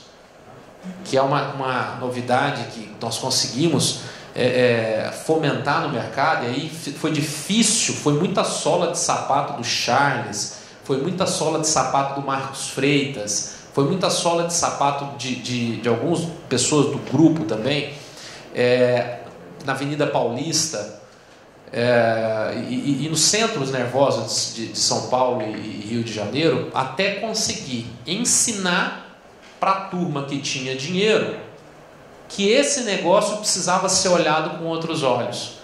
Então era um problemaço, mas acabou virando uma oportunidade. Agora o mercado financeiro entendeu que não é uma solução, é uma mega solução. E agora a gente tem fundos que estão começando a aportar bastante. Mas é legal que a tua estrutura, sobretudo com uma gestora, ajude a você a prestar atenção no impacto disso. E aí entra uma outra gestora, que é a Asset Management, que é quem vai gerir a tua carteira. Então nesse momento o teu time agora, ele já tem uma gestora de obras, uma gestora do empreendimento que não é só de obras, você tem uma comercializadora que está do seu lado, você tem um time jurídico que está te assessorando, você tem um Asset Management. Esse cara ele vai estar olhando para o teu fluxo de caixa, é ali que está o dinheiro. Só que tem um problema que é interessante boa parte do empreendedor entender, que esse dinheiro não está ali a valor presente, ele está ali mais para frente. O dinheiro do empreendedor ele vem pós-habite, ele vem pós-entrega. Então é legal que você tenha toda uma estrutura com criação de mecanismos e de estratégias que faça com que essas pessoas não queiram cancelar os contratos, não queiram destratar. Aí você precisa ter um pós-venda bacana para você conseguir fazer isso. E nesse pós-venda é a estrutura extremamente essencial para que qualquer negócio possa fluir, para que o negócio consiga crescer. E você vai enfrentar um outro problema meio sério nesse momento. Como o seu fluxo de caixa, a tua exposição de caixa estava alta, o seu investimento acaba sendo bastante em sala, acaba sendo bastante em marketing e menos um pouquinho em obra. Então a obra demora um pouco para decolar, o que vai fazer com que o teu pessoal fique o quê? Os seus adquirentes ansiosos. Isso aumenta a quantidade de extratos e isso afeta o seu fluxo de caixa. Então controlar também com notícias, passar informações o tempo inteiro para essa turma do que está acontecendo, é algo que faz a diferença. No aspecto jurídico propriamente dito, você criar mecanismos que auxiliem o empreendedor para que ele não tome não tome atitudes que aumentem o risco, mas com cuidado que o jurídico precisa ter, que ele, jurídico, não é empreendedor do negócio. Ele não tem todas as informações e nem a propensão de risco que o empreendedor tem. Então não é papel do jurídico virar para o empreendedor e falar, olha, não faça isso, isso está errado. Não é papel do jurídico fazer isso. É papel do jurídico falar, amigo, tem esse risco aqui, as consequências são essas daqui, dá para você contornar por aqui ou não tem contorno. Se acontecer isso daqui, está ferrado. Municiar o empreendedor para que ele possa tomar as decisões. Esse é o papel que o jurídico precisa ter e precisa ter muito. Não pode dormir, cochilar com um cachimbo na boca, não, senão o problema, na hora que ele aparece, é uma bomba de proporções muito grandes.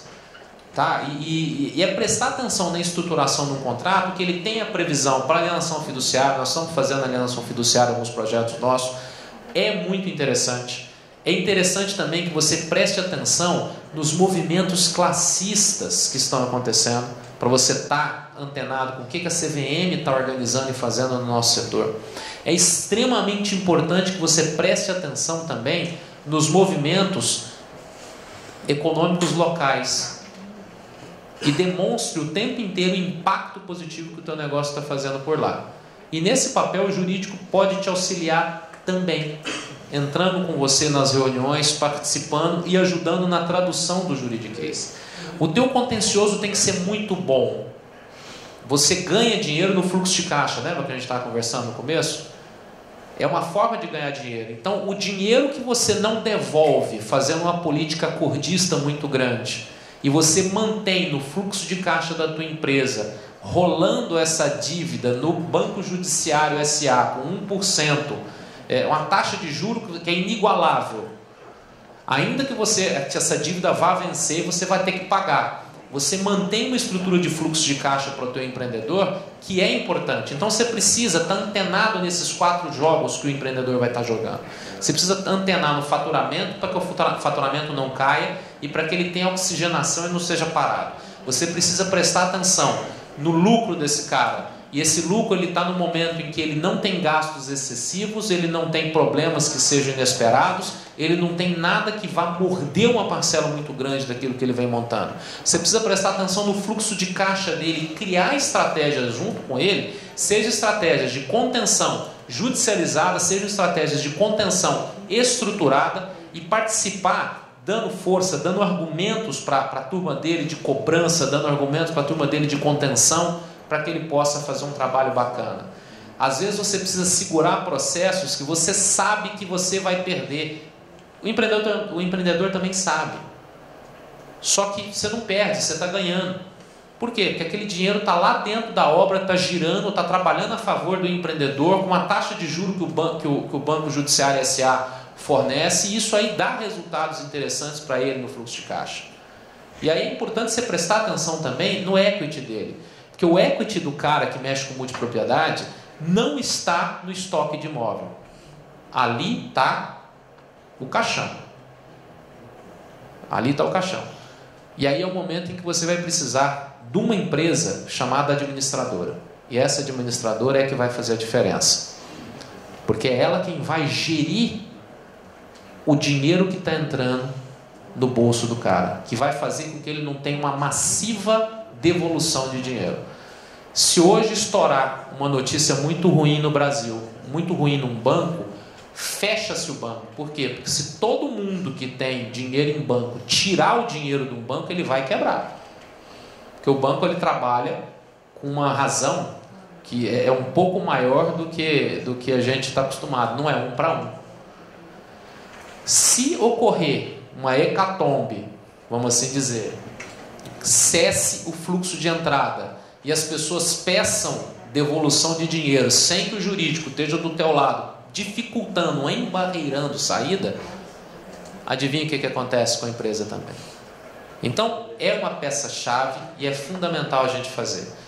Último elemento da minha apresentação para a gente falar: associe-se, participe de entidades. Quando nós procuramos o Secov na pessoa do Caio Calfá, na vice-presidência de assuntos turísticos e imobiliários, lá, Muita coisa surgiu.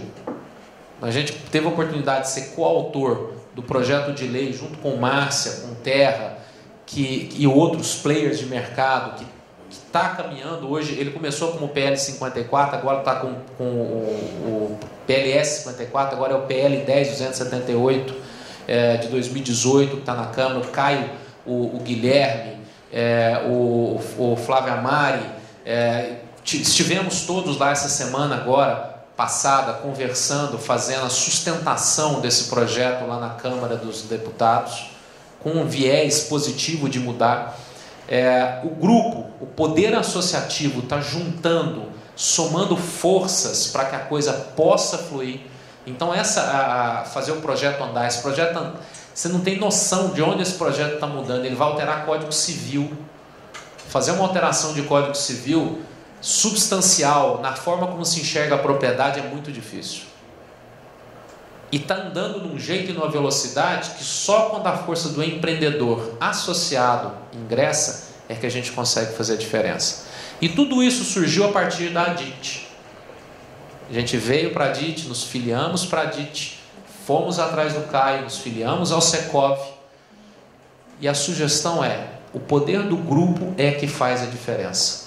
Não queira fazer tudo sozinho no seu negócio, ainda mais se você está querendo começar nessa área. Procure ajuda especializada, procure se associar, alavanque no dinheiro de outras pessoas, no tempo de outras pessoas, no esforço de outras pessoas, no sucesso de outras pessoas, no fracasso de outras pessoas, na ideia de outras pessoas e no conhecimento de outras pessoas. Era isso que eu tinha que falar para vocês. Perfeito.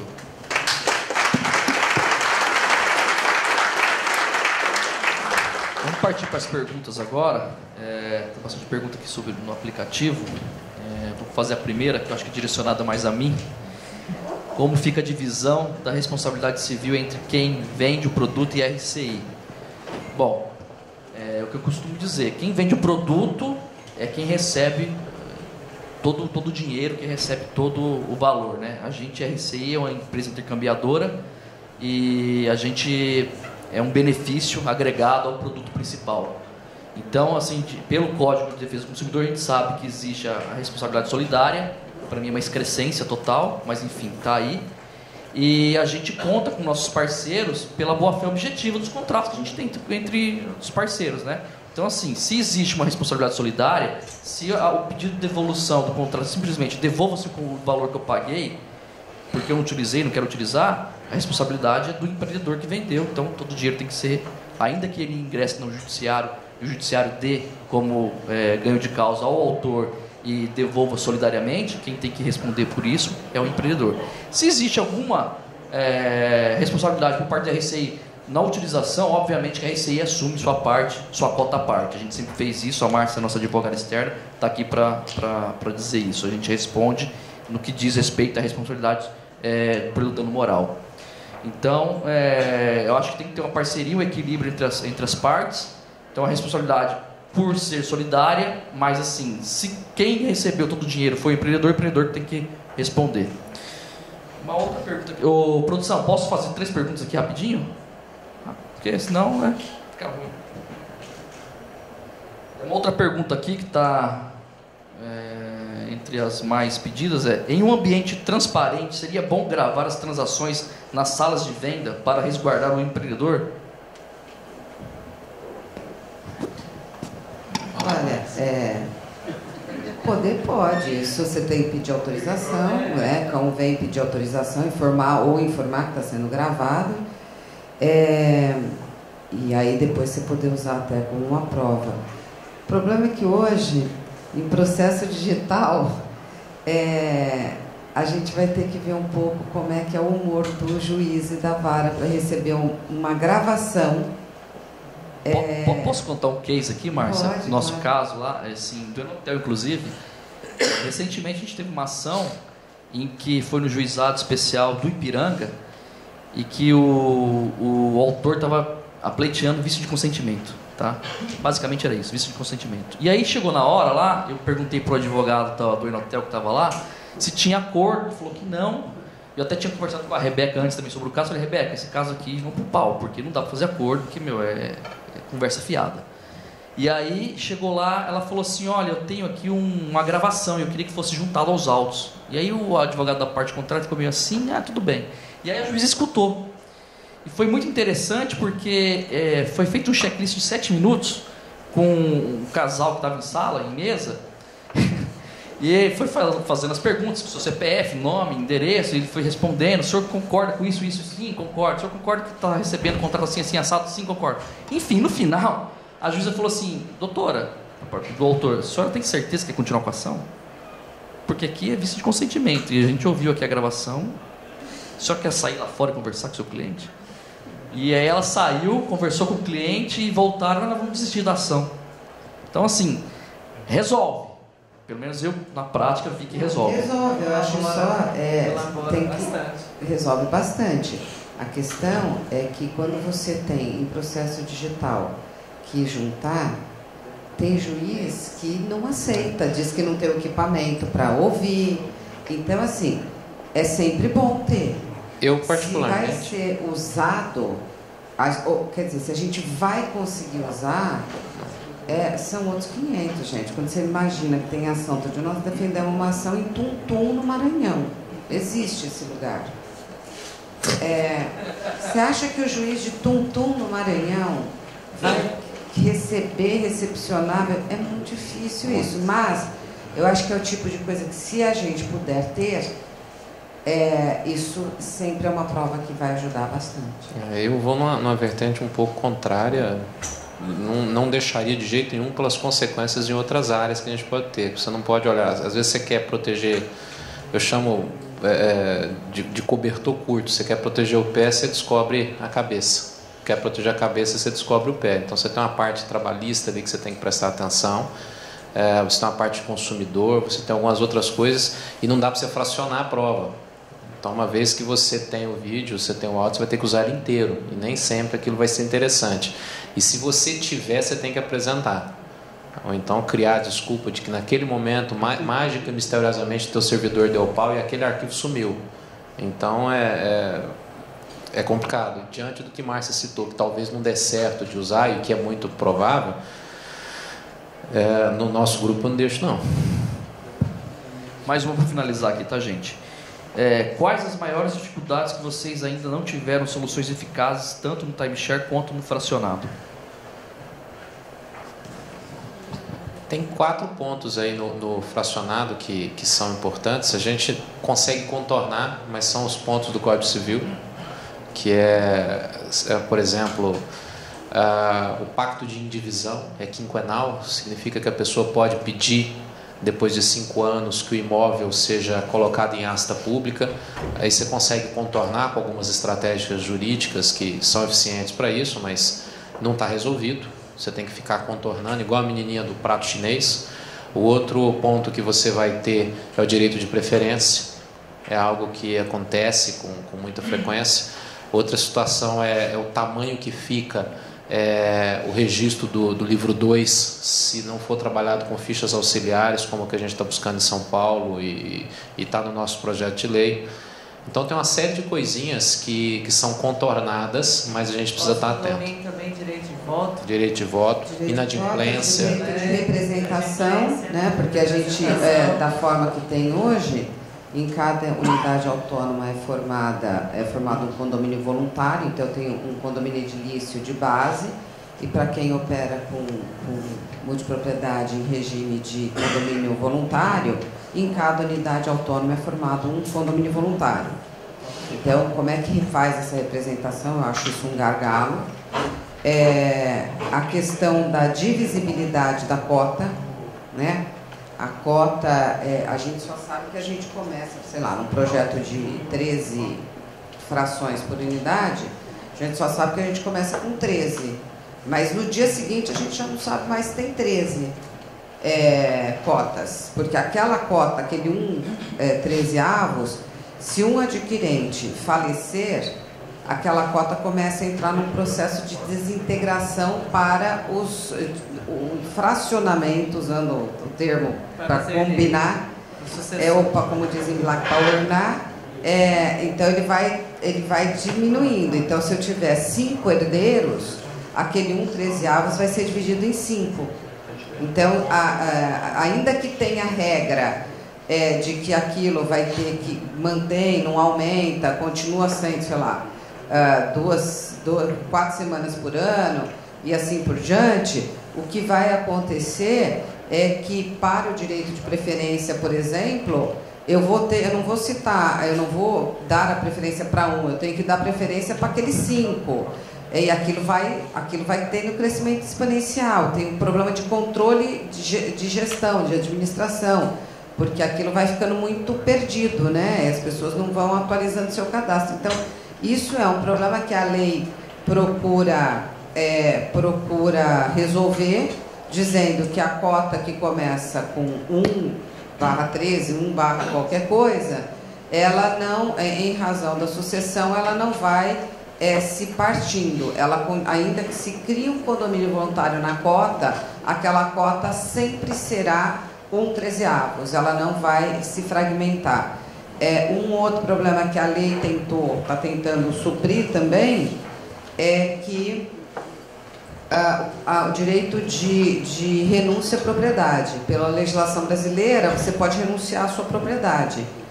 Renuncia e vai para quem? Vai para, hoje, na forma básica da legislação, eu renuncio, se ninguém assumir, fica para o Estado. Imagine o Estado assumindo essa cota, que desgraça que não vai ser. O Estado pode ser município, Estado e União. Imagina a tragédia que não vai ser. Na legislação, a gente colocou que se houver a renúncia da propriedade, ela vai para o condomínio. Na verdade, acaba sendo meio que uma renúncia translativa. Então, ela iria para o condomínio, porque aí ela viraria uma espécie de bem comum, ela vira um bem comum condominial.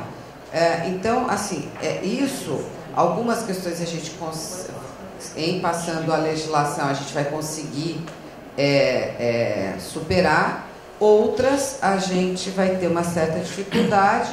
Ainda, por exemplo, o município emitir o carnê de IPTU para a fração, né? Ele não emitir para a unidade autônoma, ele fracionar o carnê do IPTU, por exemplo, né?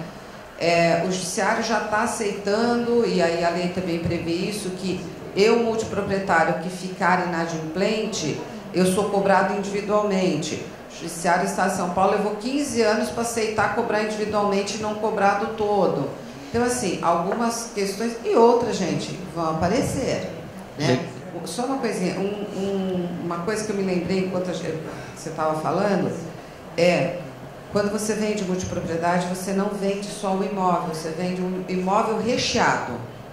Então, tem que estar muito claro o que é esse recheio, e se você terá despesas pré-operacionais, se o teu propósito quando tiver o empreendimento com habite e recheado, começar a operação, se você não tiver feito previsão contratual clara de que antes do habite você pode começar a cobrar despesas pré-operacionais, ou seja, despesas para começar a contratar gente, uniforme, treinamento, não sei o quê, ou você vai ter dificuldade para cobrar, ou o empreendedor vai ter que pôr do bolso para depois reembolsar, o que ele corre um sério risco de calote, porque não tinha nenhuma previsão legal de que isso aconteceria, ou ele vai ter que esperar instalar a assembleia do condomínio para depois cobrar. Então, e fazer o processo que vai atrasar o processo quando todo mundo está ansioso para começar o uso. Então, assim, a minha sugestão é que tenha claramente previsto que terá uma taxa nesse... Gente, precisamos terminar, tá? E é por isso que copia e cola de contrato não é interessante, tem que estar muito atento. Obrigado.